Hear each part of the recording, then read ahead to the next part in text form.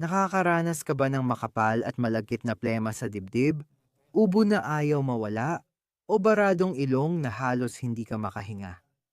Paano kung sabihin ko na may isang malakas na natural na gamot? Malamang nasa kusina mo na ito ngayon at kayang tunawin ang matigas na plema para makakahinga ka ulit ng maluwag. Tingnan mo, ang sobrang plema sa iyong respiratory system ay hindi lang nakakainis. Kapag naipon ang plema sa iyong mga baga, sinus, at lalamunan, nagiging parang pugad ito ng mga bakterya.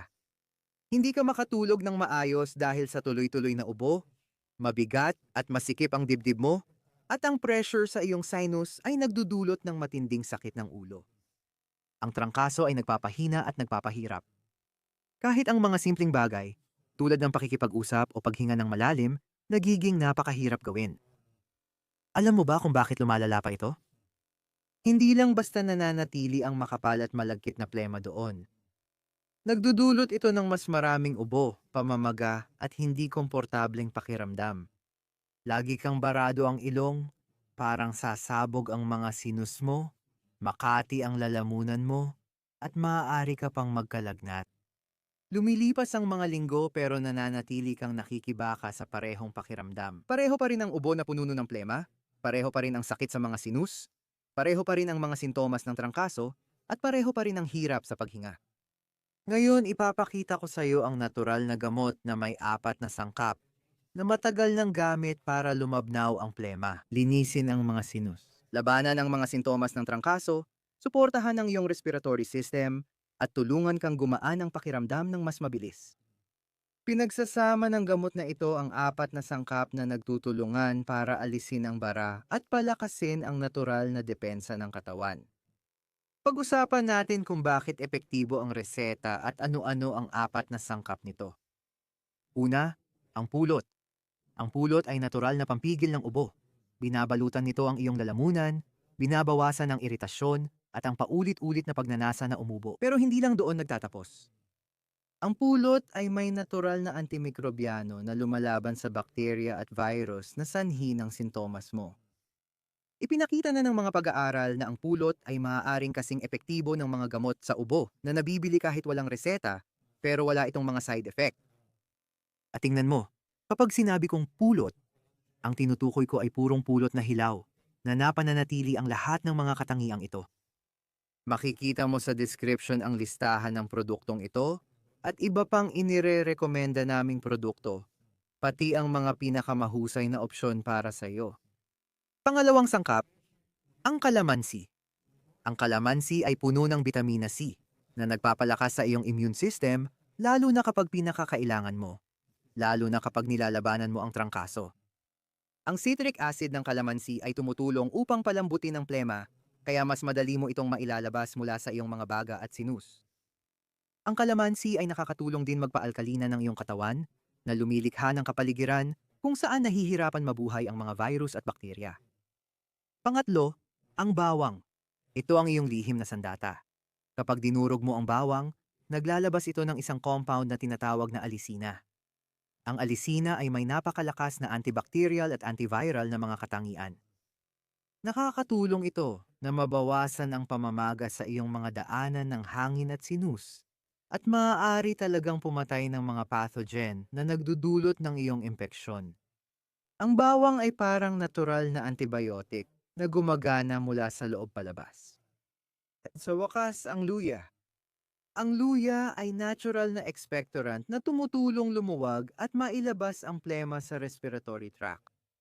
Isa rin itong malakas na anti-inflamatoryo na nagpapababa ng pamamaga sa iyong mga daanan ng hangin at mga sinus passage, kaya mas madali kang makahinga. Pinapainit ng luya ang iyong katawan, pinapabuti ang sirkulasyon, at tumutulong na mabasag ang matinding bara sa dibdib at baradong sinus. Kapag pinagsama mo ang apat na sangkap na ito, nakakalikha ka ng synergistic effect. Pinapalakas ng bawat sangkap ang isa't isa. Kaya maximum ang ginhawa mo mula sa plema, ubo, trangkaso, sinusitis at baradong ilong. Ngayon, ipapakita ko sa iyo kung paano gawin ang makapangyarihang gamot na ito. Kailangan mo ng isang sariwang lemon, 2-3 piraso ng bawang, 3 sentimetro na sariwang luya, at 3-4 na kutsara ng purong hilaw na pulot. Ganito ang paghahanda. Magsimula sa paghuhugas ng luya ng mabuti at gadgarin ito ng pino. Maaari mo ring hiwain ito sa maliliit na piraso. Pagkatapos, balatan at durugin ang mga piraso ng bawang. Mahalaga ang pagdurog para gumana ang alisina. Pagkatapos, hatiin ang lemon sa dalawa at pigain ang lahat ng katas. Alisin ang lahat ng buto. Kumuha ng malinis na garapong may takip, idagdag ang ginadgad na luya at dinurog na bawang. Sa garapon, ibuhos ang katas ng sariwang lemon, idagdag ang pulot at haluin lahat ng mabuti. Gusto mo bang lahat ng sangkap ay magkahalo ng mabuti?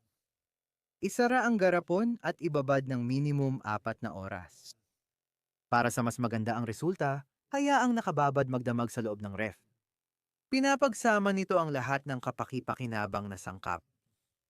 Pagkababad, pwede mo itong salain para maging makinis o iwanang may piraso para mas malakas ang epekto.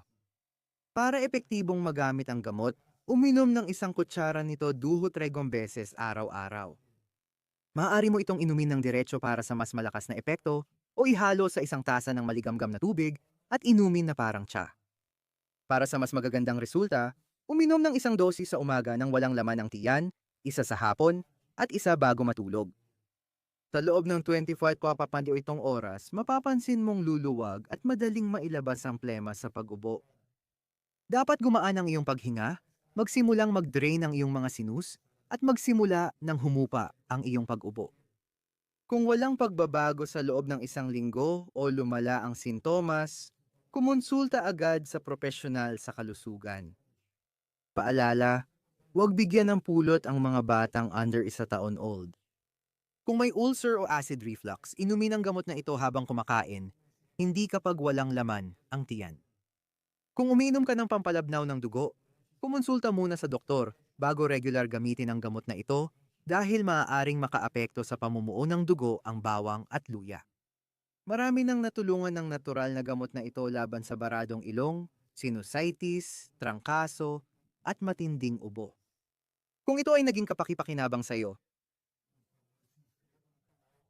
paki-subscribe sa channel at ibahagi ang video na ito sa sino mang nakararanas ng mga sintomas na ito. Magpapasalamat sila sa iyo dahil dito. Manatiling malusog at huminga ng maluwag.